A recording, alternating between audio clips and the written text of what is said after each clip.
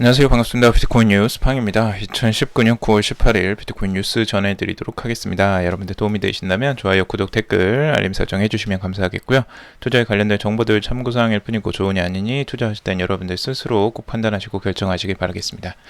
자, 금일 알트코인에 대한 움직임이 심상치 않게 발생하고 있습니다. 그래서 알트코인에 대한 이슈들 이야기 내놓을 건데요. 우선은 이더리움, 리플 등 상위 암호화폐들이 랠리를 펼치고 있다라는 소식이고요. 미니 알트코인 시즌 기대감이 솔솔 나오고 있다라는 아주 좋은 소식입니다. 여러분들 알트코인에 대한 상승 도대체 언제 나오느냐 이거 많이 기다리신 분들 많을 텐데요. 드디어 알트코인들이 움직이고 있습니다. 지금 현재 빅4 우리 이더리움, 리플, 비트코인 캐시, 라이트코인까지 모두 다 상승세를 나타내고 있습니다. 전반적으로 알트코인들 시세가 분출을 하고 있는 과정이고요. 지금 이더리움과 이오스가 이제 먼저 출발을 했었는데 거기에 뒤따라서 리플까지 이제 급격하게 상승세가 나왔습니다. 리플은 총 바닥에서 지금 16% 가까이 단기적으로 상승을 했었고요. 그리고 비트코인 캐시도 5%, 라이트코인도 3.61% 이렇게 상승세가 나오고 있습니다.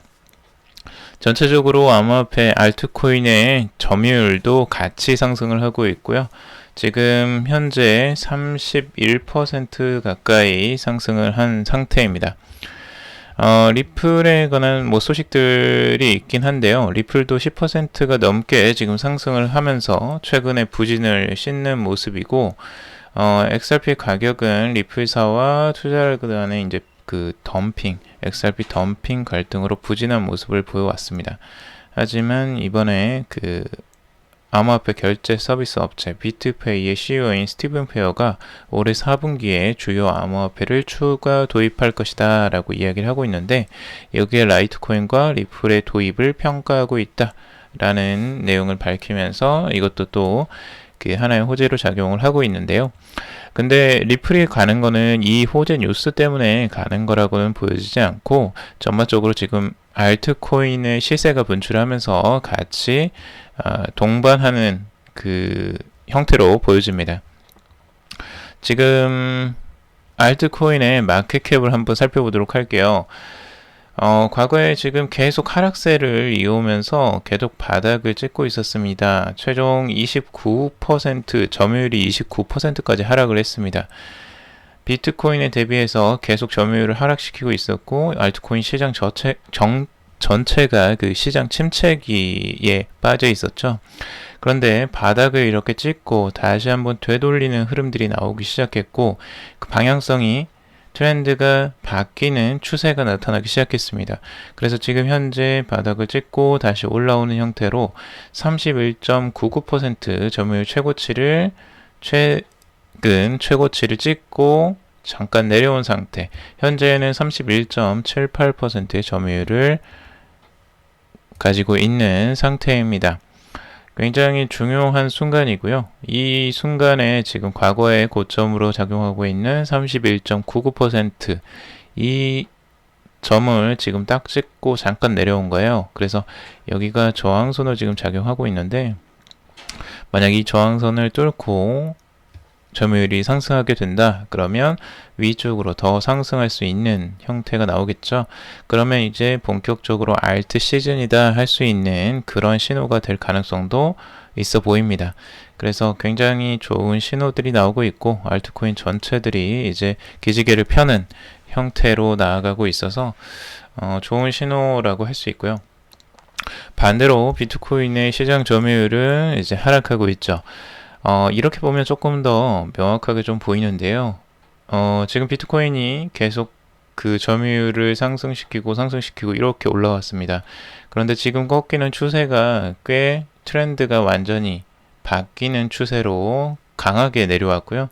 이 강하게 내려오면서 추세가 완전히 꺾이면서 지금 68.21%의 점유율로 하락한 상태입니다.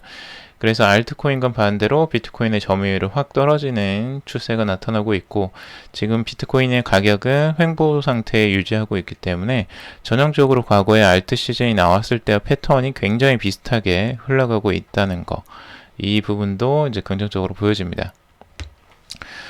그리고 이더리움의 호재 뉴스가 또 하나가 나오고 있는데요. 비트페이에서 시총 2위 암호화폐 이더리움을 지원한다라는 소식이 나왔습니다. 굉장히 좋은 소식인데요. 원래 비트페이의 가맹점은 비트코인과 비트코인 캐시 이렇게 있었는데, 지금 여기에 이더리움이 들어가는 거고요. 그리고 이제 제미니 달러에 USD 코인까지 결제를 진행할 수 있게 되었다라는 소식입니다. 이 지원 소식에 이더리움의 공동 창립자 비탈릭 부테린은 이번 지원에 대해 비트페이가 이더리움의 글로벌 결제 시스템을 통합하는 데 앞장서며 이더리움 생태계를 위한 새로운 가능성의 세계를 열고 있다 라고 이야기를 하고 있고, 이더리움과 비트페이가 암호화폐의 실사용을 늘려가는 혁신 기업으로 함께할 것을 기대한다 라고 소감을 전했다고 합니다. 굉장히 이제 중요한 부분인데요. 이 비트페이가 도대체 뭐냐라고 이제 궁금하신 분들도 계실 거예요. 비트페이는 이제 결제 솔루션 업체이고요. 이 업체에서 하는 게 생각보다 큽니다. 지금 미국 플로리다 카운티와 오하이오주 암호화폐 납세 과정을 지원하고 있고, 영국 대형 여행사 코퍼레이트 트래블러, 그리고 위키피디, 그리고 NBA 농구팀 댈러스 매버릭스도 암호화폐 지원을 하고 있습니다. 그리고 미국 대형 통신사인 AT&T도 있죠. AT&T의 암호화폐 결제를 돕고 있는 업체입니다. 그러니까 상당히 큰 업체이고요. 그리고 암호화폐 결제 처리 업체로서는 지금 작년 10억 달러 이상의 거래를 처리할 정도로 꽤 규모가 큰 업체입니다. 이 업체에서 비트코인과 이제 비트코인 캐시만 지원을 하다가 이더리움까지 이제 추가가 되는 형태죠. 그래서 이더리움에는 큰 호재가 되는 뉴스가 이렇게 또 때마침 나오고 있는데, 이걸 알아서 과연 이제 가격이 상승한 건지, 아니면은 가격이 상승하면서 호재가 이렇게 터져 나와주는 건지, 이 앞뒤 관계는 모르겠지만 아무튼 좋은 흐름들을 만들어내고 있습니다. 자, 그리고 앞으로 이제 비트페이는 지원 암호화폐를 점차 늘려갈 것으로 이야기를 하고 있고요.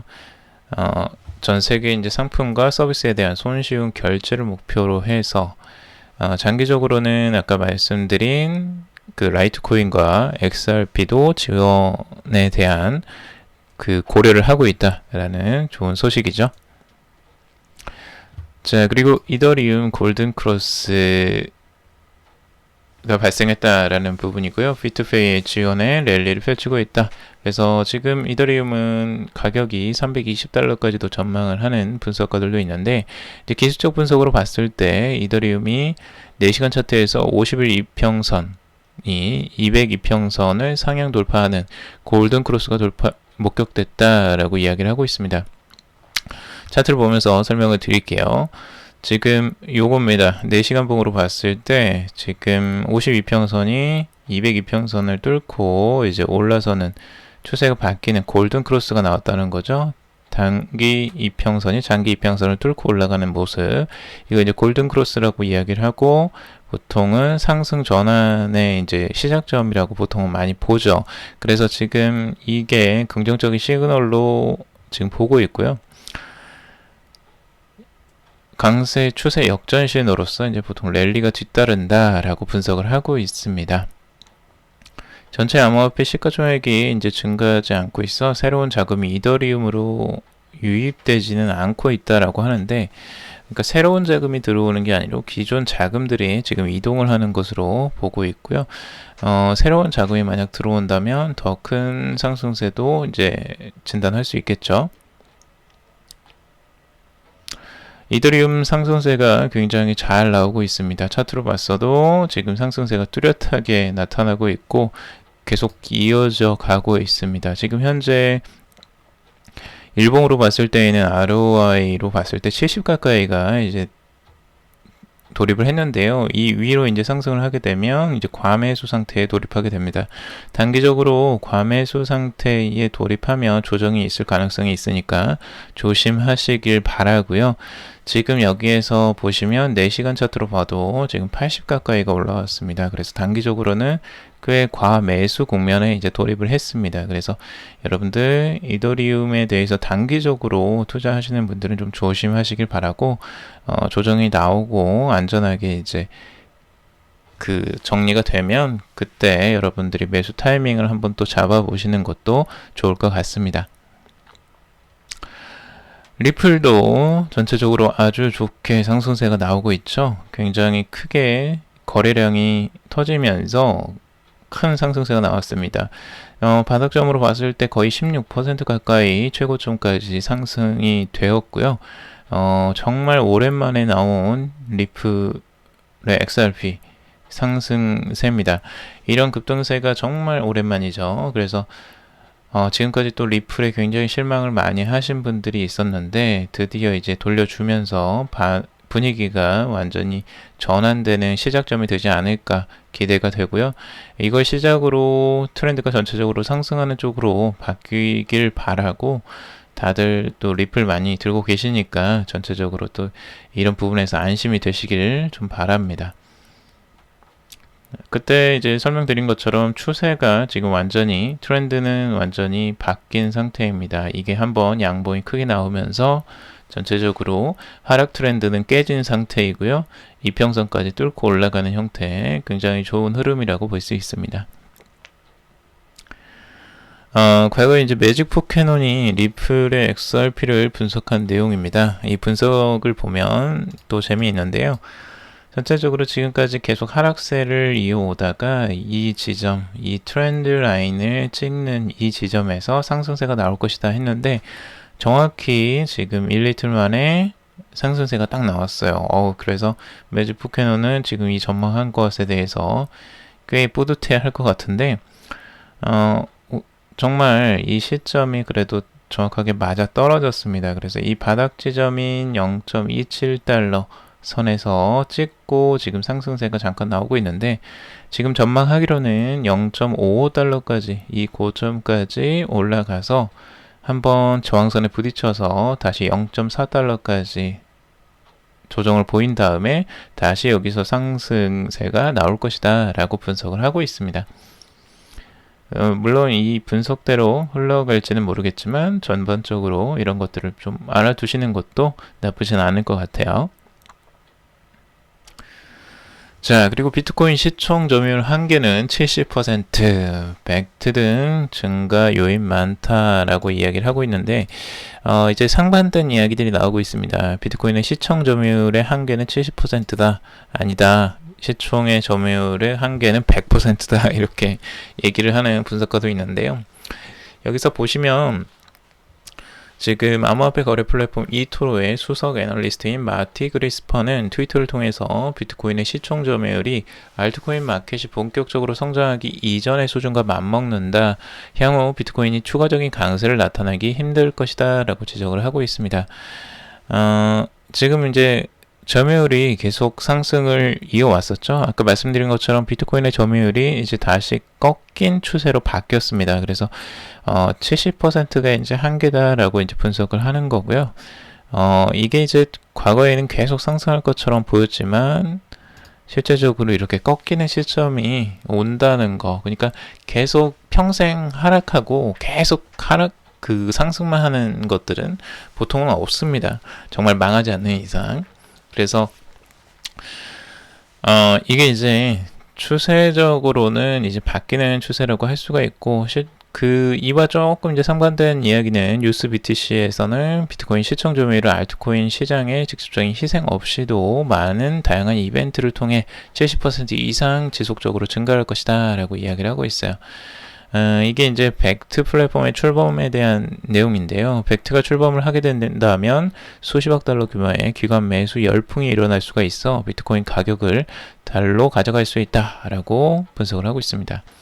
벡트는 가까운 시일 내에 다른 알트코인을 지원하겠다는 계획을 발표하지 않았기 때문에 구매 압력의 증가는 비트코인 시장에만 이익이 될 것이다 라고 이제 반박을 하고 있는데, 벡트의 출현이 과연 이제 비트코인 시총 점유율을 극대화시키는데 이제 만 할 것이냐, 아니면 전반적으로 다른 것에도 영향을 미칠 것이냐. 벡트가 처음에는 지금 이제 비트코인만 지원을 하는 형태이기 때문에 아무래도 비트코인에만 영향을 미치겠죠. 그런데 추가적으로 제가 봐서는 벡트도 분명히 알트코인들을 추가로 지원할 가능성이 높아 보입니다. 지금 아까 비트페이가 그 이더리움을 추가했던 것처럼 알트코인을 추가할 가능성이 충분히 있죠. 왜 그러냐면 알트코인을 추가하지 않을 이유가 없어요. 왜 비트코인만 하겠습니까? 다른 거래소들도 다 다른 암호화폐들을 거래를 함으로써 거래 수수료가 더 늘어나고 자신들에게 이익인데요. 그러니까 자신들의 이익을 굳이 버려가면서 그 알트코인을 버리지는 않을 거라는 거죠. 결국에는 그것을 봤을 때 이 점유율은 결국에는 그 조화를 좀 이룰 것으로 보여집니다. 자, 그리고 미국의 유명 펀드 매니저 비트코인 정부 중앙은행 재정적 무책임에 대비할 보험이다 라고 이야기를 하고 있습니다. 암호화폐 투자 펀드 이키가이의 최고 투자 책임자인 트래비스 클링이 비트코인은 정부의 재정적 무책임에 대비하는 해지 수단이다 라고 주장을 하고 있습니다. 정부의 무책임에 대비하는 해지 수단이라고 하는 이야기는 결국에는 그거죠. 중앙은행, 전 세계 중앙은행 및 정부의 통화 재정적인 이 양적 완화, 그러니까 돈을 푸는 그런 형태들에 대한 그 부분에 대비할 보험이 된다라고 이제 비트코인을 이야기하고 있는 겁니다. 전통적으로 예전에는 암호화폐 시장의 발전이 전통 금융시장과는 분리되어서 이제 따로 움직이기 시작했는데, 최근에는 비트코인의 급부상이 전통 금융시장과 암호화폐 시장의 상호작용을 이끌어냈다라고 이야기를 하고 있죠. 저는 이게 갈수록 커질 것으로 보여져요. 상호작용은. 왜냐하면 여러분들이 생각해보시면 아시겠지만 지금까지 암호화폐, 비트코인의 시장 점유율, 그러니까 전체적인 금융시장에서의 시장 점유율은 굉장히 작았습니다. 근데 지금 시장 점유율이 계속 커지고 있죠. 시총이 높아지면서 전체적인 금융시장에서의 영향력은 당연히 높아질 수밖에 없습니다.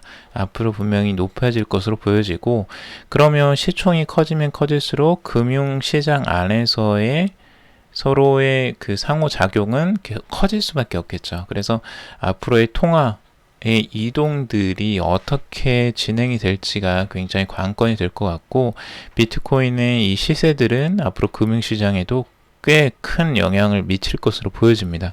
그래서 그런 부분들도 주요적으로 우리가 봐야 되는 하나의 지표가 될 것입니다. 앞으로 이제 주식을 하시는 분들이나 경제 정책을 연구하시는 분들이 대부분은 이제 비트코인의 시세를 굉장히 중요하게 봐야 될 지표 중에 하나가 분명히 될 것이라고 저는 생각이 듭니다.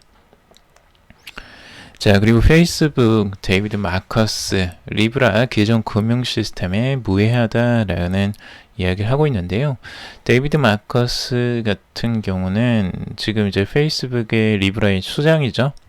근데 지금 페이스북 관련해서 여러 가지 이제 그 논란이 많이 있기 때문에 그 부분에 대한 이제 반박을 하려고 지금 이야기를 하고 있는데요.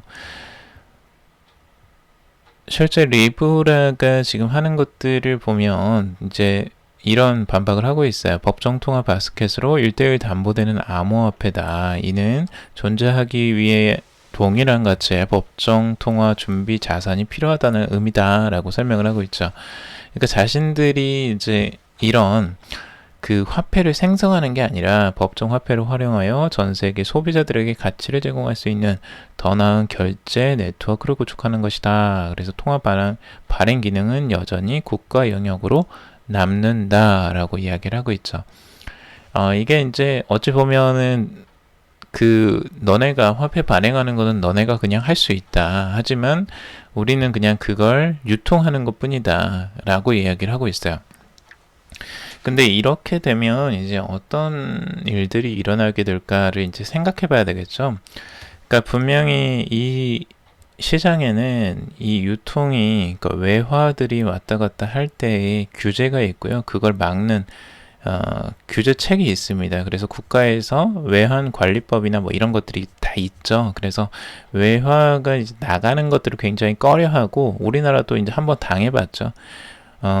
달러화가 급격하게 빠지는 것을 보면서 그때 엄청난 금융위기가 도래한다는 걸 우리는 경험적으로 알고 있습니다. 자, 그런 걸 보면 그런 통화들과 연결된, 달러와 연결된 만약 그 화폐가 페이스북을 통해서 갑자기 급격하게 빠져나가 버리거나 통제할 수 없게 이동을 해버린다면 이건 굉장히 국가의 엄청난 재난이거든요. 그러니까 이 부분을 보면 국가가 두려워하는 이유, 걱정하는 이유가 명확히 보여요. 근데 이제 그걸 막을 것들이 과연 있을까? 그리고 그런 것들을 통제할 수 있을까, 국가가 이 페이스북의 리브라를.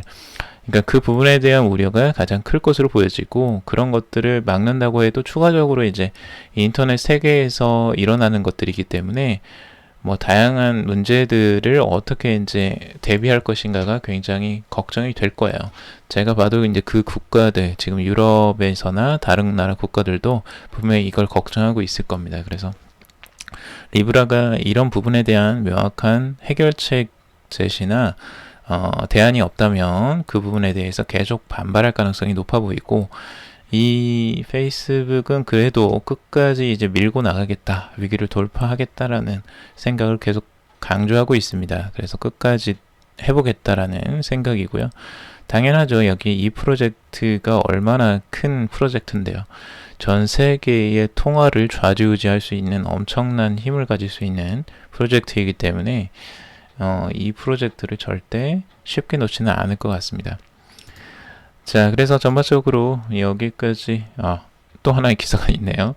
NBA 프로 선수 스펜서 딘 위디라는 선수가 3년치 연봉을 토큰화해서 판매한다라고 합니다.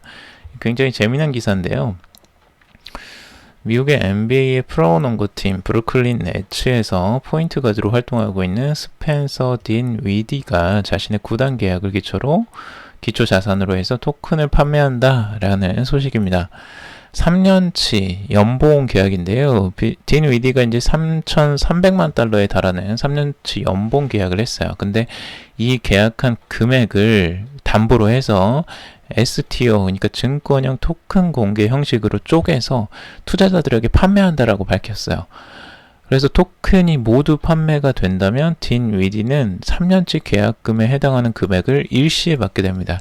그래서 해당 금액은 새로운 수입원 개발에 사용될 예정이고, 이후 투자자들에게 원금과 이자가 제공될 것이다 라고 이야기를 하고 있습니다.